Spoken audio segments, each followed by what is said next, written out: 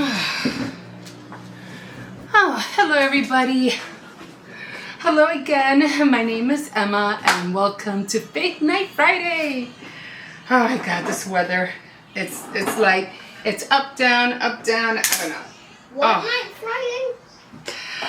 Okay, so I don't have my regular table. Unfortunately, it broke, so I have to have a very low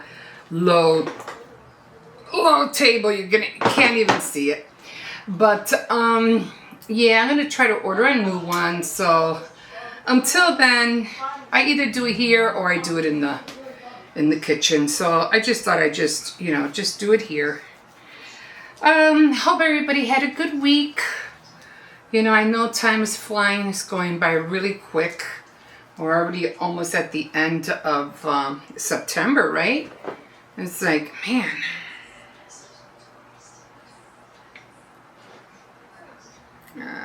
Okay. Let's see. I'm just trying to look at the date. It's the 22nd. So, yeah, one more week. One more week and a day. And we will be in October already. It is. It's going by so fast. Okay, so we left off and I know, what do you call it? Do I have a pencil? Yeah. We left off on Samuel and let's see. I'm always trying to write down I think we're on 13, except I didn't circle it, so I'm pretty sure we are on 13. I usually have these little notes, and I didn't scratch it off. So 13, because last time we were on 12. Okay, so let's cut this and we're on Psalm 6, in chapter 6 in Psalm, so I don't know. I got these things backwards. I don't know why. Yeah, I sure do. Okay, so let me put them where they belong. And again, we're talking about Samuel, Eli, and Saul, and David. So we're talking about 2 prophets and 2 kings, okay? So let's just jump right in. I'm going to have to pick this up to me because I can't read that low. Okay, so yeah, my throat is still really dry, so sorry about that. Okay, so we are going to talk about the war against the Philistines. So it starts with Saul picked 3,000 men, keeping 2,000 of them with him in Michmash, and in the hill country of Bethel, and ascending 1,000 with his son Jonathan to Gibeah, in the territory of the tribe of Benjamin. The rest of the men Saul sent home. Jonathan killed the Philistines' commander in Geba, and all the Philistines heard about it. Then Saul sent messengers to call the Hebrews to war by blowing a trumpet throughout the whole country. All the Israelites were told that Saul had killed the Philistines' commander and that the Philistines hated them. So the people answered to call to join Saul at Gilgal. The Philistines assembled to fight the Israelites. They had 30,000 war chariots, 6,000 horsemen, and as many soldiers as there are grains of sand on the seashore. They went to Michmash, east of Behaven, and camped there. Then they launched a strong attack against the Israelites, putting them in a desperate situation. Some of the Israelites hid in caves and holes, or among the rocks or the pits and wells. Others crossed the Jordan River into the territories of Gad and Gilead. Still trying to learn how to pronounce these words. Saul was still in Gilgal, and the people with him were trembling with fear. He waited 7 days for Samuel, as Samuel had instructed him to do. But Samuel still had not come to Gilgal, the people began to desert Saul. So he said to them, "Bring me the burnt sacrifices and the fellowship sacrifices." He offered a burnt sacrifice, and just as he was finishing, Samuel arrived. Saul went out to meet him and welcome him. But Samuel said, "What have you done?" Saul answered, "The people were deserting me, and you had not come when you said you would. Besides that, the Philistines are gathering at Michmash. So I thought the Philistines are going to attack me there in Gilgal, and I have to try to win the Lord's favor. So I felt I had to offer a sacrifice." "That was a foolish thing you did," Samuel answered. "You have not obeyed the command the Lord your God gave you. If you had obeyed, he would have let you and your descendants rule over Israel forever. But now your rule will not continue because you have disobeyed him. The Lord will find the kind of man he wants and make him ruler over his people."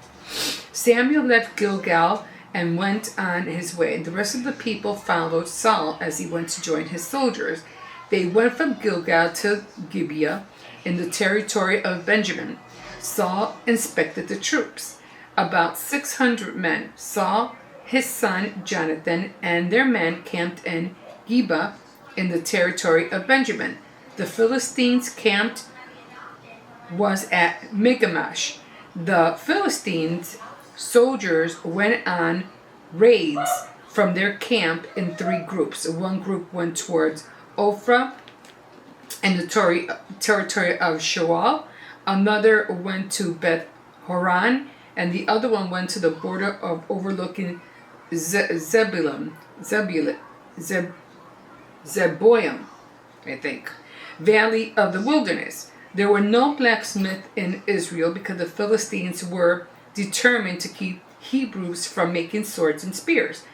The Israelites had to go to the Philistines to get their plows, hoes, axes, and sickles sharpened. The charge was 1 small coin for sharpening axes and for fixing goads, and 2 coins for sharpening plows or hoes. Until the day of the battle, none of the Israelite soldiers except Saul had his son Jonathan, had swords or spears. The Philistines sent a group of soldiers to defend Michmash Pass. Okay, so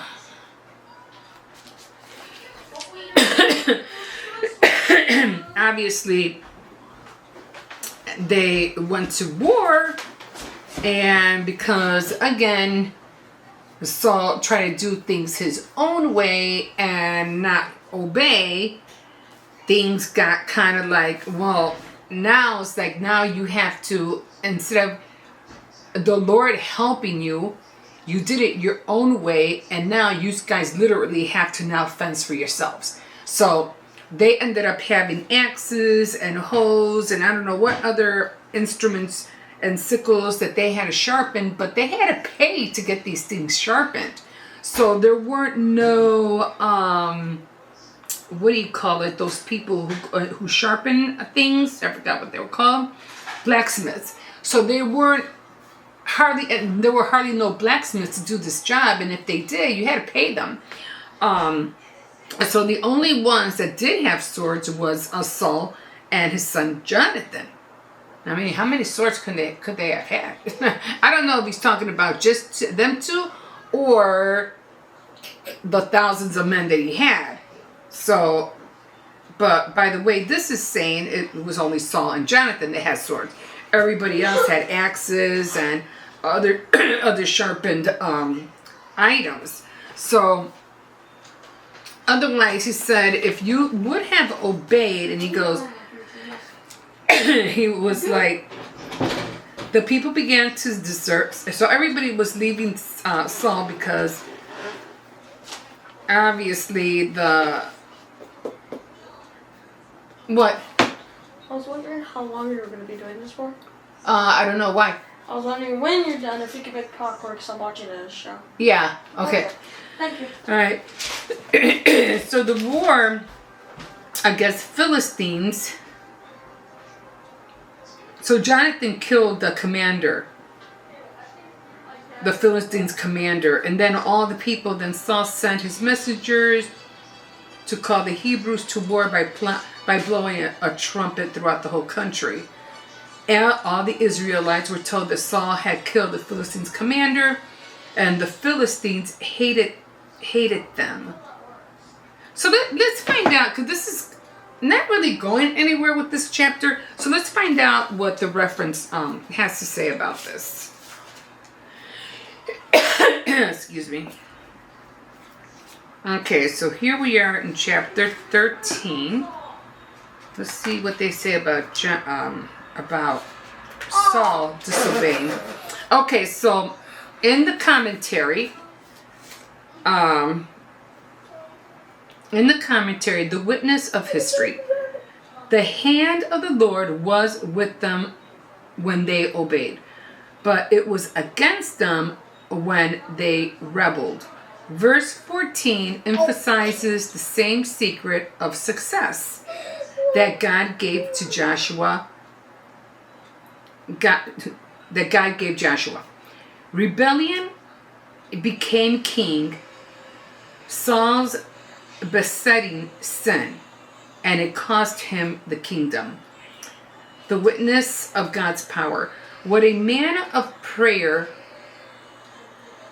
Samuel was, for it was unusual to have thunder and rain at that time of year. The witness of the covenant. The people had forsaken God, but he would not forsake them, for he is true to his word. They had the assurance of God's faithfulness, as well as the prayers and ministry of Samuel.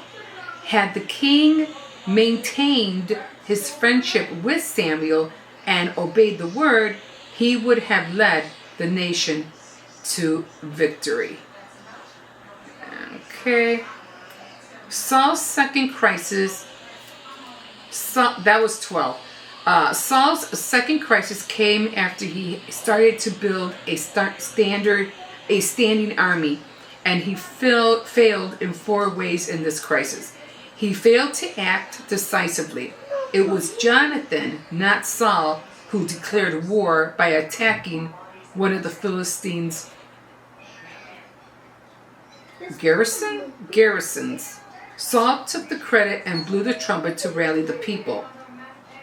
Excuses. Evangelist Billy Sunday defines excuses as sin of a reason shuffled with a lie. Benjamin Franklin said, "I never knew a man who was good at making excuses who was good at anything else. Adam made the first excuse for sin, and many have followed his bad example. Excuses only make matters worse." I could understand that. Okay, so okay. He failed, and we're talking again about Saul. He failed to inspire the people. Some ran away, some hid, and some left the country. People still dodge military service in the same way. Those who were faithful were fearful, and the future looked bleak. He failed to wait. This was the first step in his rapture with Samuel and his rebellion against the Lord. Patience is a mark of character, and Saul's character was weak. He failed to tell the truth. When David sinned, he came with confession. When Saul sinned, he had excuses. He lied to his best friend, and it cost him his crown. And Saul would do it again. From that point, his course was downhill. We might have to read that again next week, because this is, I think this is the beginning of how Saul's him becoming king and them trusting him started depleting. Because at one point, all of a sudden, it was like, your methods of doing things is one, you disobey, and then the other one, you rebel. And that's not going to get anybody anywhere. And then you make excuses for disobeying and rebelling, which just makes matters worse. So, and that's what happened with Saul. And we're going to see later on that how the Lord says, oh, again, when your kingdom, when you sin,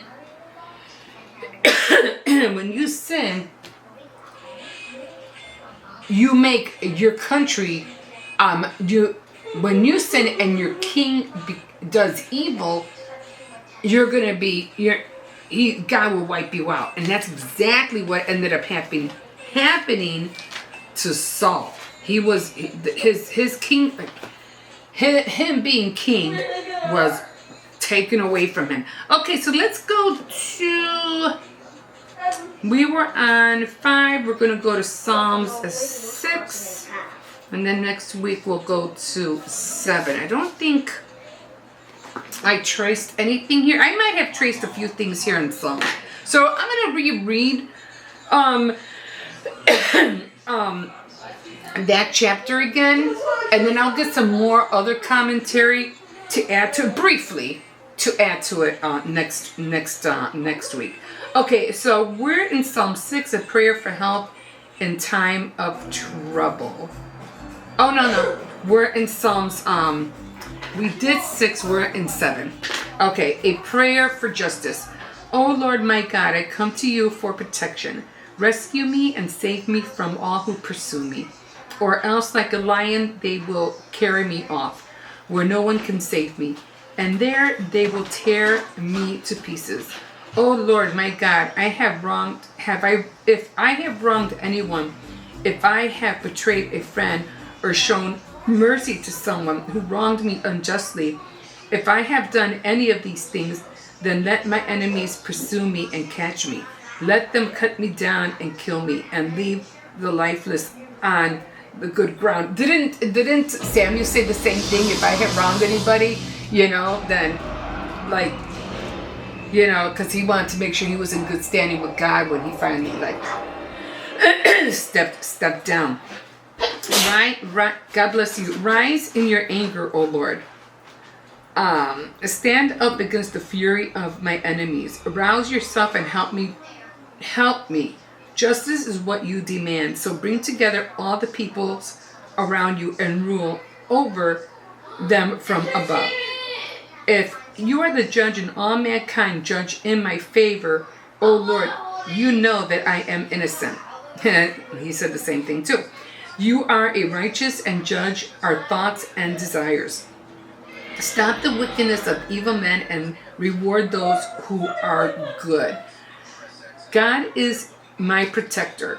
He saves those who obey him. God is a righteous judge and always condemns the wicked. If they do not change their ways, God will sharpen his sword. He bends his bow and makes it ready. He takes up his deadly weapons and aims his burning arrows. See how wicked people think of evil. They plan trouble and practice deception. But in the traps they set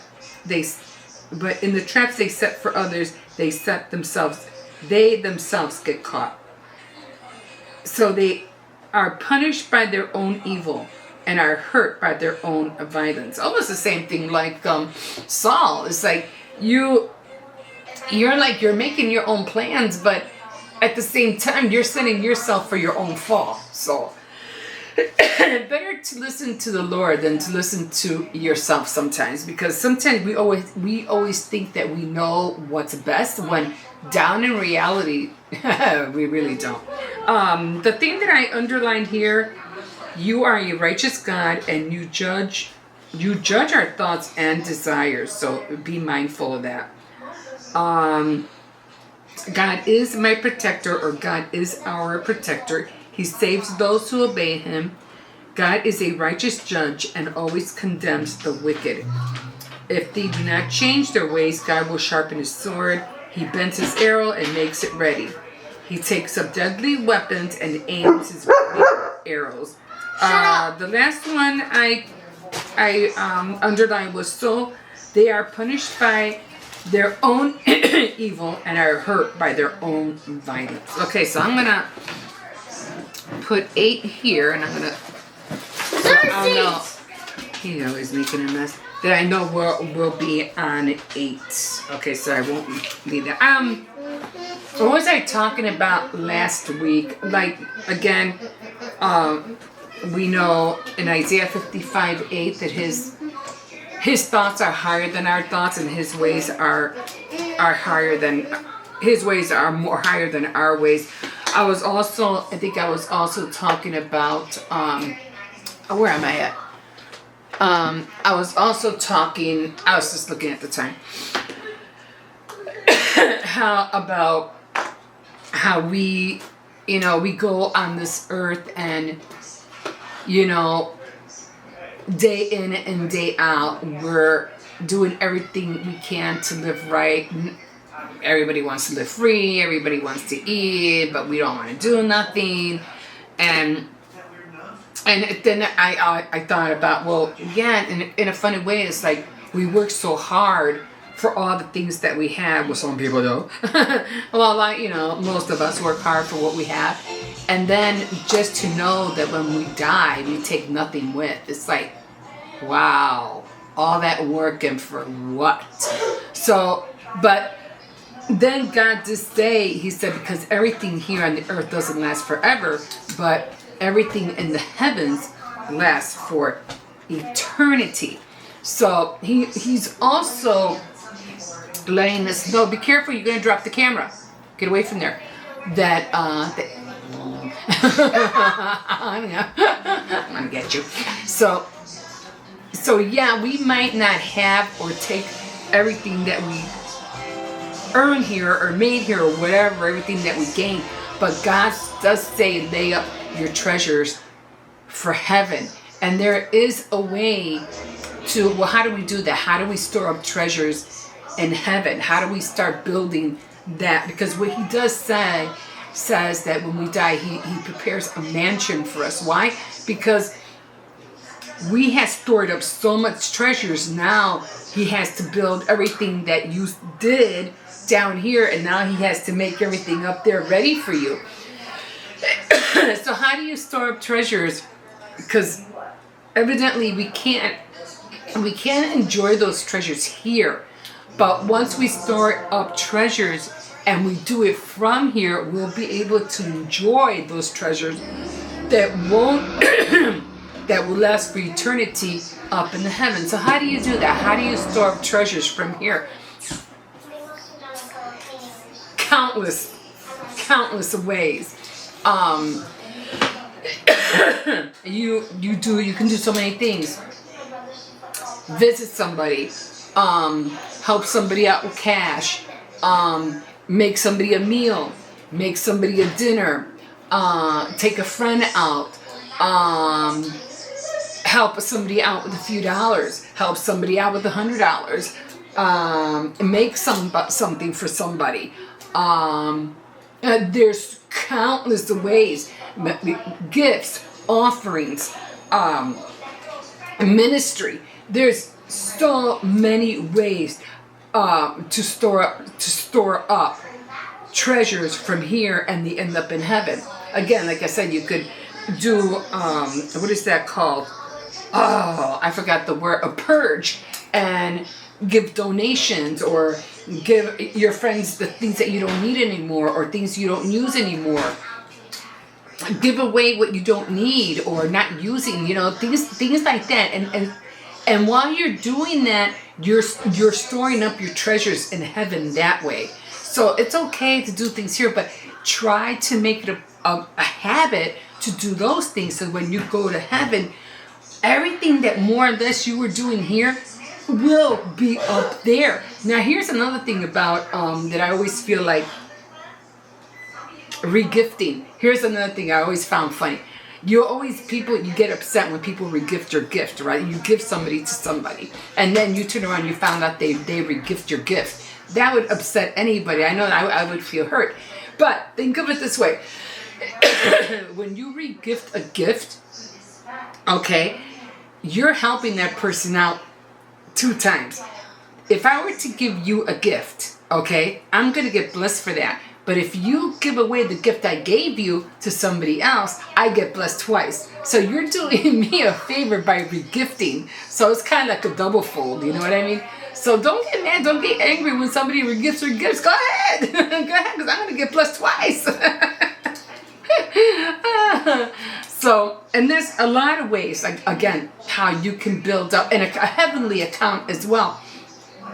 You could build treasures, and you can also build a heavenly account that when something happens, that financial account will help you here down on earth. Now, I'll talk to you about that more later. Let me see, I can't see the time, and my throat is still scratchy. Okay, so I'll try to touch up a little bit. A heavenly account is the same thing. If you're giving offerings or giving, it's almost actually storing up treasures. Heavenly account kind of go hand in hand. They're kind of the same thing. If for some reason you go and take somebody out for dinner and you pay for the whole meal, just hear the sound, cha-ching. That means you just put something in your account in heaven, or you stored up a treasure in heaven, which is basically the same. You make a cake for somebody, you make cookies for somebody, you help somebody out financially, or visit somebody, cha-ching, cha-ching, cha-ching. That's your treasures being built up in heaven. And not only is it being built up, but if you ever need anything down here, he takes that account and he helps you out financially, or by opening a door, or opening up an opportunity for you down here. So it kind of like goes back and forth. Yeah, we might not be able to take anything physically with us, but when we build that heavenly treasure account, it gets spent down here for us. We end up, he blesses us with that in ways that can get us out of certain situations, especially when it comes to miracles. Miracles are different because those are done by prayers. You literally have to get on your knees and pray for miracles. That's when God says, okay, she's been praying, warrior, she's been praying for this thing. And somebody said, oh, it's going to take a miracle. Well, it's going to happen because she's been on her knees like for 48 hours or more than that praying for this thing to happen. So let's do it. So it's a supernatural thing. It really is. And it's a lot. It's a lot to talk about, but I will little by little get into everything as we go. Okay, guys, I gotta stop because I can just do this thing. I don't want it to shut up. Sorry about my dry throat and like a fish in the sea. So glad you caught me, and I will see you next week on Faith Night Friday. Bye.